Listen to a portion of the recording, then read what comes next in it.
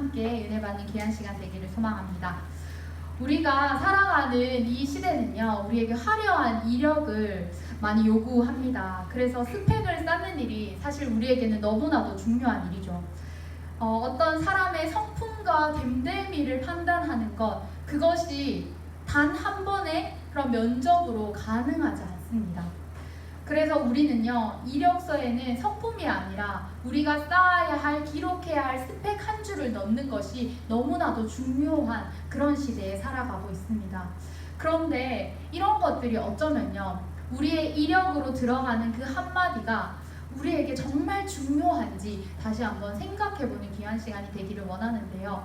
어떤 사람을 뽑았더니 인성이 뭐 버려지는 무엇과 같다라던가, 아니면 이 사람을 뽑았더니 자소서에 있는 내용과는 전혀 다른 사람이었다던가, 이런 것들을 우리는 경험할 수 있습니다. 그래서 우리의 이력은요, 어쩌면 우리가 정말 이 한 줄 새기는 거, 어떻게 하면 자소서를 잘 쓸지, 그런 것들이 너무나도 목매여 있지만 이것이 정말로 중요한가, 다시 한번 우리의 마음속에 물음표를 던져보는 시간이 되기를 원합니다. 우리의 삶을 돌아보면요, 이런 이력뿐만이 아니라 때로는 우리의 삶을 윤택하기 위해서 하는 것들이 너무나도 많습니다. 그것이 잘못되었다는 것이 아니라 마치 우리가 이것을 우리의 모두인 것 마냥 행동할 때가 있다는 것이죠. 마치 우리가 스펙을 쌓는 것처럼, 이력서에 한 줄을 넣는 것처럼 나의 삶에 윤택이 있기 위해서, 예를 들면 뭔가 취미 활동을 한다던가, 나만의 루틴을 세운다던가, 이런 일들이 너무나도 요즘은 많습니다. 그런데 여러분, 우리가 이런 많은 스펙들을 쌓고 우리의 삶의 윤택함을 누리기 위해 살아가지만 진짜 중요한 것, 믿음의 스펙은 어떻게 쌓고 계시는지 우리가 한번 깨닫고 다시 한번 우리 마음속에 생각하는 시간이 되기를 원합니다. 여러분, 혹시 여러분이 믿음의 스펙이라고 하면 나는 어떤 스펙이 있는지 한 줄을 적을 수 있을까요? 나에게는 이런 믿음의 스펙이 있다. 보통 믿음의 스펙이라고 하면 우리는 때로는 모태신앙, 아니면 봉사, 리더, 성경 일독, 찬양을 많이 듣는 것 등등 여러 가지가 있을 것입니다. 그런데 여러분, 이것들이 물론 믿음의 스펙이 될 수 있지만 이 믿음의 스펙은요, 진짜와 가짜로 구분이 되기도 합니다. 방금 이야기 드렸던 예배 드리는 것, 모태신앙인 것, 내가 무언가를 하나님 앞에 하고 있는 것, 이런 모든 것들이 겉으로만 하는 것, 남들에게 드러내기 위함이라면 우리의 마음에 진짜 진리 되신 예수 그리스도가 없고 알맹이가 빠진 행위라면 그것은 우리의 진짜 믿음의 스펙이 아니라 가짜 믿음의 스펙이 될 것입니다. 성경 속에서 믿음의 스펙을 쌓은 자를 꼽으라고 하면 한 사람을 꼽을 수 있는데요, 대표해서 한 사람을 제가 소개를 해드리도록 하겠습니다. 이름의 뜻 큰 자, 왕의 이름과 같아서 왕과 같이 큰 일을 하는 사람으로 살아가기를 사람들이 바라고 있음. 우리나라에서는 서울대와 같은 곳에 엄청난 경쟁력을 뚫고 들어감, 그곳이 바로 가말리엘 분화. 1년에 3-4명만 들어갈 수 있는 경쟁률을 뚫고 입학, 토라를 틀리지 않고 모두 외움. 여러분, 여기서 토라는 창출, 레미, 신, 이 말씀이죠. 이것을 틀리지 않고 모두 외움. 그리고 열정 만수로 맡겨진 일에 최선을 다해 수행하는 사람. 이 이력을 갖고 있는 사람은 누구일까요? 바로 바울입니다. 바울의 이런 스펙은요, 아주 화려한 것 같습니다. 믿음의 스펙이요, 엄청나 보입니다. 그런데요, 여러분, 이 뛰어난 스펙을 가진 바울이 뭐라고 말씀하시는 줄 압니까? 이런 스펙이 모두 배설물과 같다라고 바울은 고백합니다. 한마디로 얘기하면요, 내 스펙은 모두 똥이다 라고 이야기하는 것과 같죠.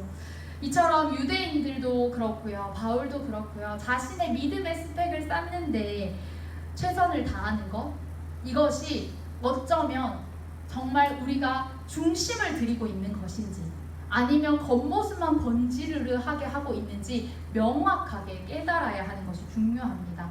율법이라고 하는 것을 지키면서 유대인들은요, 자신의 믿음의 스펙이 아주 뛰어난 것처럼 이야기를 했습니다. 나는 율법을 하나부터 10까지 다 지키고 있기 때문에 나는 선한 자다, 의로운 자다, 믿음의 스펙이 엄청난 자다 라고 자부심을 가지며 살아가고 있는데요, 그런데 이 유대인들의 스펙은 진짜가 아니라는 것이죠.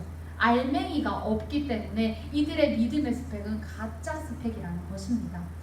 오늘 여러분들 가운데 진짜 믿음의 스펙을 쌓고 싶은 마음들이 일어나기를 원합니다.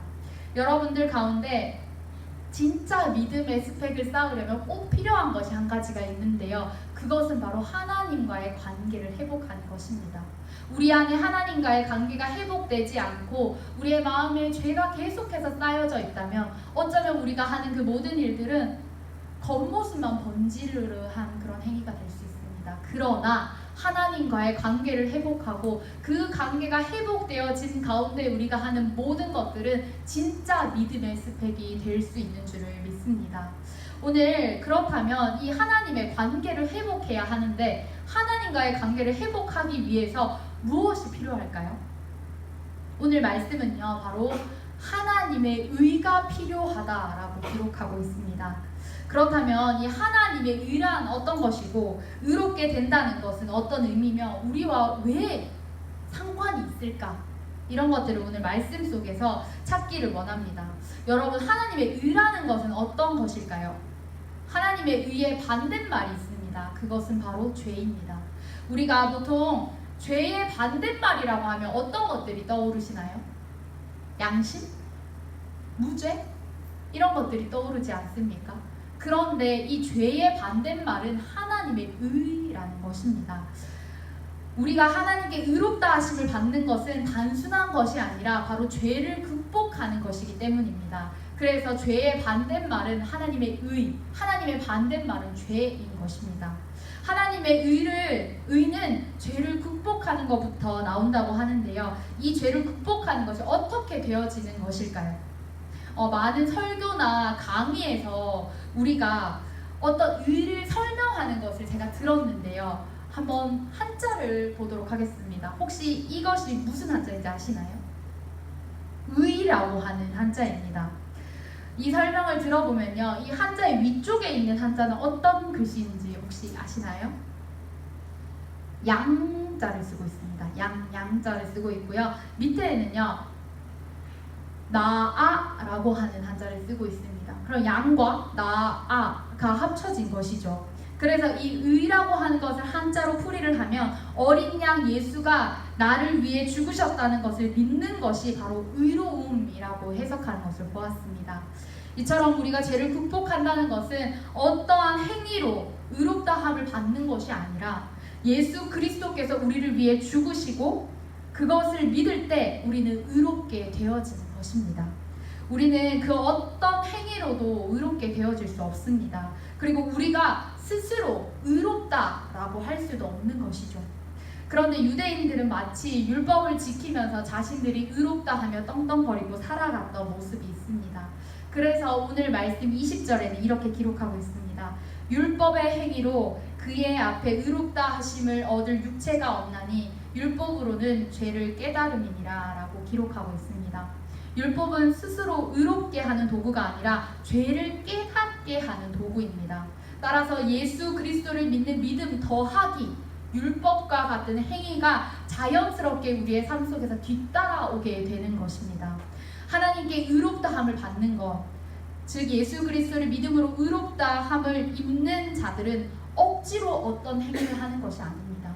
마치 짜여진 틀에 우리를 억지로 집어넣으면서 그것을 지키면서 살아가는 것이 아니라 자연스럽게 우리의 행위가 따라오게 되어 있다는 것입니다.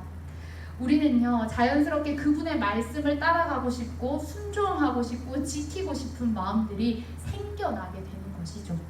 혹시 여러분들이 삶을 살아가면서 어떤 사람에게 저 사람은 진짜 된 사람이다 라고 생각하신 적이 있습니까? 내가 어떤 사람을 보았을 때 그런 마음이 드시나요? 많은 유형들이 있겠지만 아마 제가 한 가지를 꼽으라고 하면 언행이 일치되는 사람, 그런 사람이 진짜 된 사람이다 라고 느끼게 됩니다. 날마다 말은 그럴싸하게 하는 것 같은데, 말은 엄청 화려하게 하고 이것도 하고 저것도 하고 뛰어난 것 같은데 실제로 행동이 따라주지 않는다면 여러분들 그 사람이 된 사람일까요? 우리는 그렇게 판단할 수 없는 것이죠. 우리 주변에서도 혹시 그런 사람들을 보신 적이 있습니까?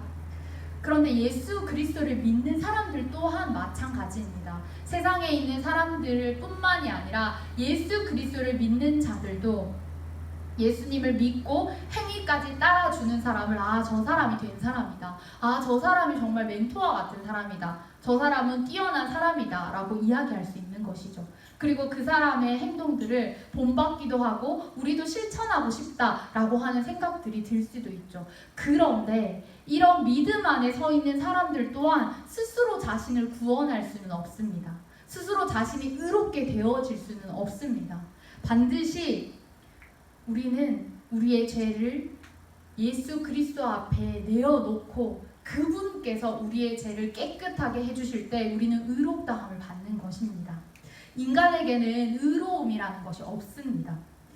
위인들이 어떤 업적과 행위야 모든 것을 뛰어나게 행한다 할지라도 그 말과 행동이 같다 할지라도 우리의 믿음의 선배들 또한 우리가 본받고 싶은 사람이라 할지라도 그 어떤 사람도 스스로 의롭게 되는 것, 스스로를 구원하는 일은 일어날 수 없습니다. 인간에게는 죄가 그대로 남아 있습니다. 이런 죄 가운데 있는 우리에게 하나님께서는 이렇게 말씀하시는데요. 바로 로마서 3장 21절에서 24절 말씀에 이렇게 말씀을 하십니다. 이것은요, 로마서의 핵심된 말씀이라고 할 수 있는데요. 먼저 21절입니다. 하나님의 한 의가 우리를 구원한다 라고 말씀을 기록하고 있습니다. 이 말씀은 인간에게는 없는 의가 바로 하나님께 있다라는 것을 우리에게 알려줍니다.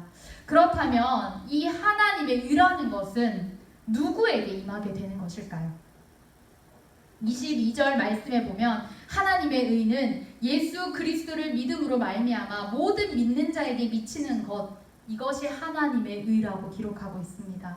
예수 그리스도를 믿는 자에게는 여자건 남자건 돈이 많건 적건 직업이 있건 없건 모든 조건들을 따지는 것이 아니라 차별 없이 임하신다고 또 하나님께서 말씀하십니다. 그렇다면 이 하나님의 의, 이것이 우리에게 필요한 이유는 무엇이겠습니까? 23절은 이렇게 말합니다. 모든 사람이 죄를 범하였음에 하나님의 영광에 이르지 못하더니라고 기록합니다. 모든 사람이 죄를 범하였습니다. 하나님의 영광에 이르지 못하게 된다라고 기록합니다. 하나님과의 관계가 회복되지 못한 상태에 머물러서 계속해서 살아가는 것, 그것이 바로 인간이 처한 상황이라고 말씀은 이야기합니다. 그렇기 때문에 예수 그리스도를 믿는 자들, 우리에게 차별 없이 임하시는 것, 그것이 바로 하나님의 의이며 우리는 이 하나님의 의가 필요한 것입니다. 하나님의 의가 필요한 우리에게 하나님은 한 가지 방법을 허락하시는데요. 24절의 말씀입니다. 그리스도 예수 안에 있는 속량으로 말미암아 하나님의 은혜로 값없이 의롭다 하심을 얻은 자 되었느니라 라고 24절은 기록합니다. 여기에서 이 말씀을 잘 보면요, 사람의 역할은 하나도 없습니다. 이것은 사람이 하는 일이 아니기 때문입니다. 그래서 우리는요, 우리가 노력해서가 아니라 하나님께서 그리스도 예수 안에 있는 속량으로 말미암아 의롭게 하신다는 것을 기억해야 합니다. 우리는 값없이 의롭다 하심을 얻은 자이지만 그 값을 치른 분이 바로 예수 그리스도라는 것. 우리가 값없이 의로움을 받았다는 것, 그 값 자체를 우리가 치르는 것이 아니라 예수 그리스도께서 대신 치러주셨다는 것, 이것을 반드시 기억하기를 원합니다. 인간의 죄를 이기는 단 한 가지의 방법이 바로 하나님의 의입니다. 하나님의 의는 예수 그리스도를 믿음으로부터 생기는 것입니다. 하나님이 우리를 의롭다 하는 것은 우리가 예수님을 믿기 때문에 가능한 것입니다. 여러분, 여기서 속량이라고 하는 단어가 나오는데요. 혹시 속량이라고 하는 이 단어의 뜻을 아시나요? 속량이라고 하는 것은요, 죄인이 몸값, 속전을 내고 그 신분을 벗어나는 것을 이야기합니다. 그래서 양민이 되는 것, 노예가 돈을 내고 신분이 상승하는 것, 이것을 바로 속량이라고 하는데요. 사실 이것이 말은 되죠. 많은 돈을 내고 내가 노예에서 아니면 혹시 그런 천민에서 그 신분이 올라갈 수 있기 때문에 그런데 이것이요, 이론으로는 가능한 일이었지만 실제로는 불가능한 일이었습니다. 왜냐하면 그 값은 너무나도 컸기 때문에 그들이 감당할 수 없는, 감히 어떻게 해보려고 노력할 수도 없는 그런 값이었기 때문입니다. 그래서 오늘 이 속량이라고 하는 것은요, 우리에게 예수 그리스도께서 엄청난 값을 지불하시고 우리에게 허락하신 것입니다. 예수 그리스도께서 십자가에 달려 죽으시며 피 흘리시며 찢기시며 고통당하시며 우리에게 허락하신 것, 그것은 결코 가볍지 않은 것임을 여러분 기억하시기를 원합니다.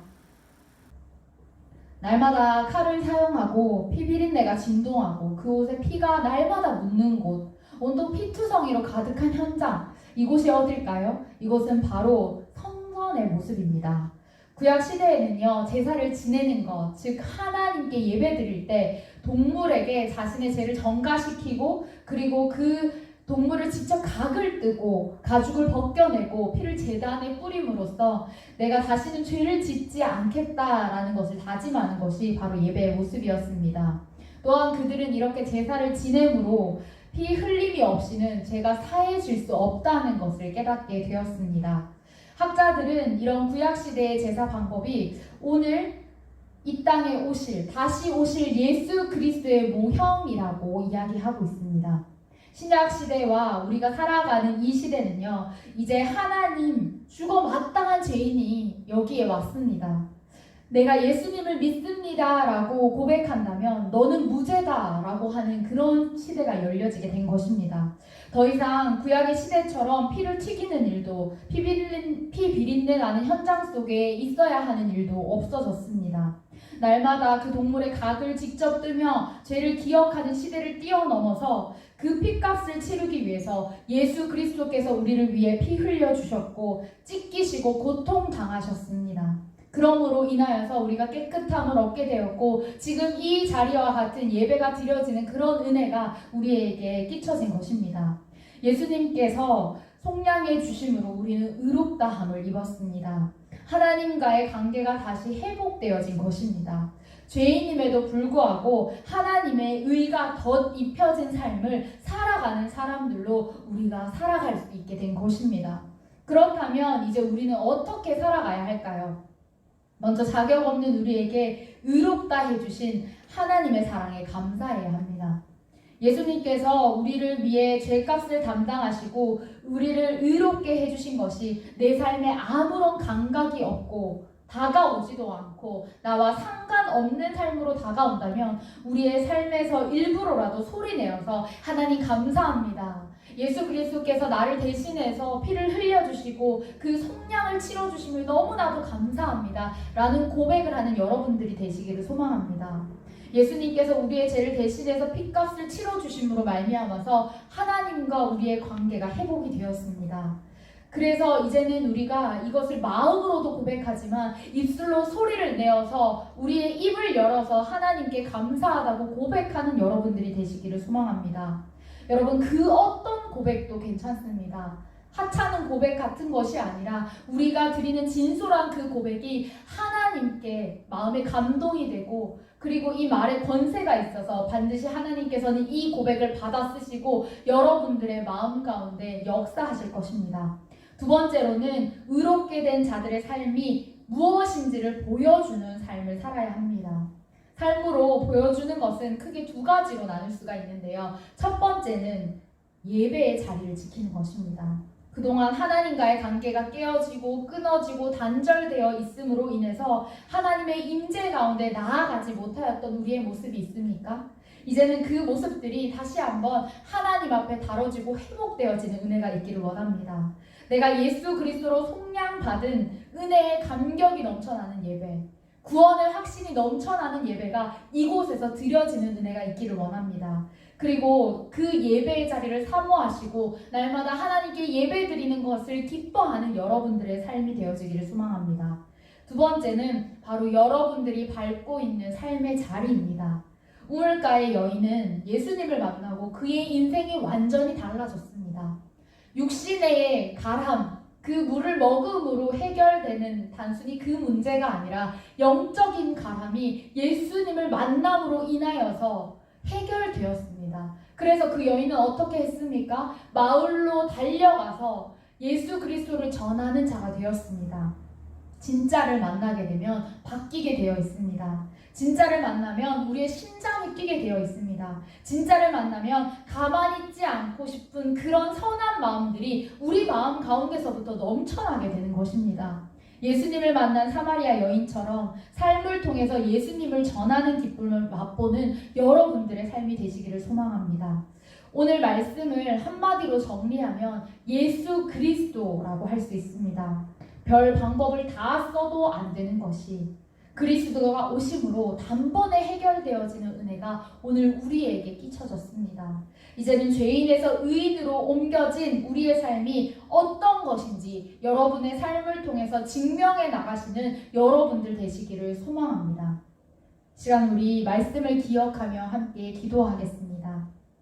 하나님 감사합니다. 자격 없는 우리를 의롭다 해주시고 우리를 의로운 자녀로 살아갈 수 있게 해주심을 감사합니다.